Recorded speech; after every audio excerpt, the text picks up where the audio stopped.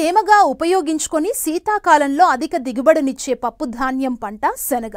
ఉమ్మడి రాష్ట్రాల్లో రబీ పంటగా శనగ సాగు దాదాపు 6 లక్షల హెక్టార్ల విస్తీర్ణంలో సాగవుతుంది. చల్లని వాతావరణంలో మంచి పెరుగుదలను కనబరిచే ఈ పంట ప్రస్తుతం పూత దశలో ఉంది. ఈ పంటకు చాలా చోట్ల పురుగులు ఆశించి తీవ్రంగా నష్టపరుస్తున్నాయి. వీటి నివారణకు చేపట్టాల్సిన సస్యరక్షణ చర్యల గురించి ఇప్పుడు చూద్దాం.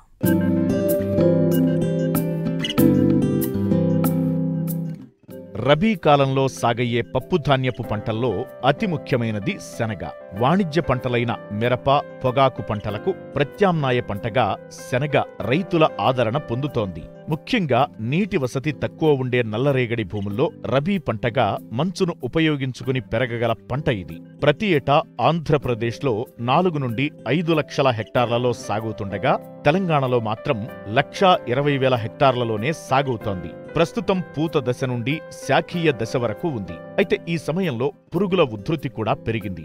వీటిని సకాలంలో నివారించకపోతే పంట పూర్తిగా నష్టపోయే ప్రమాదముంది. పురుగుల నివారణకు చేపట్టాల్సిన సమగ్ర సస్యరక్షణ చర్యల గురించి రైతులకు తెలియజేస్తున్నారు వరంగల్ ప్రాంతీయ వ్యవసాయ పరిశోధనా స్థానం శాస్త్రవేత్త సంధ్యా కిషోర్.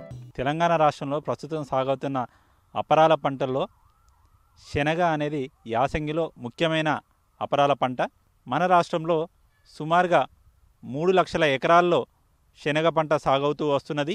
ముఖ్యంగా తెలంగాణ రాష్ట్రంలోని ప్రస్తుతం రైతు పొలాల్లో ఈ పంట పూత దశ నుంచి శాఖీయ దశలో వివిధ దశల్లో పంట ఉన్నది. ముఖ్యంగా అక్టోబర్ చివరిలో విత్తుకున్న పంట పూత దశలో ఉన్నది. నవంబర్ చివరిలో విత్తిన పంట శాఖీయ దశలో ఉంది. ముఖ్యంగా ప్రస్తుతం చూసుకున్నట్లయితే ప్రస్తుతం వాతావరణ పరిస్థితుల్లో ముఖ్యంగా శనగ పంట లేత దశలో రబ్బరు పురుగు ఆశించి ఉన్నది. ఈ రబ్బరు పురుగు ఆశించడం వల్ల ముఖ్యంగా ఈ పురుగులు ఆకు అడుగు భాగాన ఉండి గోకి తినడం వల్ల పత్రహరితం కోల్పోయి పురుగులు ఎక్కువగా ఉన్నప్పుడు పంటలో ఆకులన్నీ తిని వేయడం వల్ల కేవలం మొదలు మాత్రమే మిగిలే అవకాశం ఉంది. ఇటువంటి పరిస్థితుల్లో రైతు సోదరులు ముఖ్యంగా ఈ రబ్బరు పురుగును తొందరగా తొలి దశలో నివారించుకున్నట్లయితే మొక్కలు పెరిగే అవకాశం ఉంది. దీని నివారణ కోసం గాను నోవాలిరాన్ 1 మిల్లీలీటర్ లీటర్ నీటికి లేదా లార్విన్ థయోడికార్బ్ 1 గ్రాము లీటర్ నీటికి లేదా క్లోరిఫైరిపాస్ 2.5 మిల్లీలీటర్లు లీటర్ నీటికి ఉధృతిని బట్టి 2 నుంచి 3 సార్లు 5 రోజుల వ్యవధిలో పిచికారీ చేసుకున్నట్లయితే ఈ పురుగు ఉధృతి తక్కువగా ఉంటుంది. ఇక పూత దశలో మనకు శనగపచ్చ పురుగు ఆశించే అవకాశం ఉంది.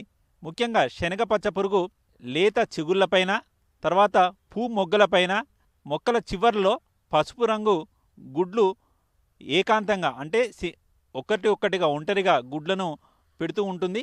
ఈ శనగపచ్చ పురుగు ద్వారా పెట్టబడిన గుడ్ల నుంచి నార పురుగులు బయటకు వచ్చి అవి లేత పిందెలను తర్వాత పూ మొగ్గలను ఆశించి వీటిని తల లోపలికి పెట్టి శరీర భాగం బయట పెట్టి లోపల ఉన్న కాయల గింజలను గుల్ల చేస్తూ ఉంటాయి.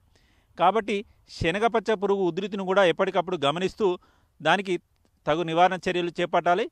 ఈ పురుగు నివారణ కోసం గాను స్పైనోసాడ్ 60 మిల్లీలీటర్లు ఎకరానికి లేదా క్లోరాంత్రినిప్రోల్ 60 మిల్లీలీటర్లు ఎకరానికి లేదా ఇమామెక్టిన్ బెంజోయేట్ 80 గ్రాములు ఎకరానికి పిచికారీ చేసుకున్నట్లయితే పురుగు ఉధృతిని నివారించుకోవచ్చు.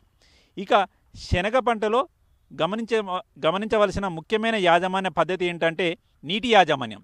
ముఖ్యంగా శనగ అనేది మిగులు తేమతో మంచు ఆధారంగా పండే పంట.